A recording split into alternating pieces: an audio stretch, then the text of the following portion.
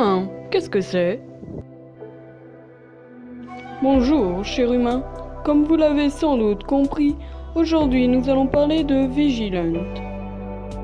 Eh bien, voyez-vous, Vigilant est un manga, plus précisément un spin-off de My Hero Academia. L'histoire de Vigilant se construit dans un monde où 80% de la population ont des super pouvoirs appelés Alter. Ces héros font partie de la vie quotidienne des habitants, tout comme les super vilains. Dans cet univers, les héros ont besoin d'être accrédités pour pouvoir exercer leur métier. S'ils n'ont pas cette accréditation, alors ce sont des justiciers. Petite parenthèse pour définir le mot justicier pour les ignorants. Les justiciers sont des personnes qui agissent en redresseurs de tort, en vengeurs des innocents et punisseurs des coupables, ce qui est totalement illégal dans ce manga. Fin de parenthèse, je vais vous résumer plutôt l'histoire. Dans cette histoire, nous suivons 3 personnages, dont Kwashi, qui est le personnage à qui on s'identifie le plus.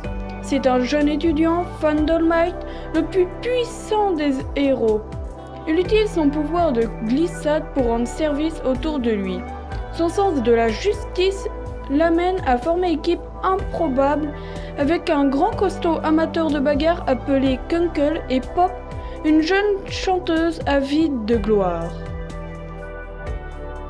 Lisez ce manga pour redécouvrir ou découvrir l'univers de My Hero Academia sous un nouvel angle, celui des héros hors la loi.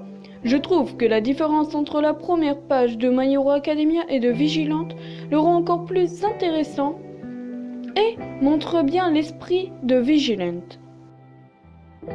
Deuxième point, je trouve cela astucieux de parler de personnages nuls, qui n'ont pas pu devenir des héros, mais qui veulent quand même faire le bien, quitte qu'aux yeux de la justice, qu'ils ne valent pas mieux que les super vilains en devenant des justiciers.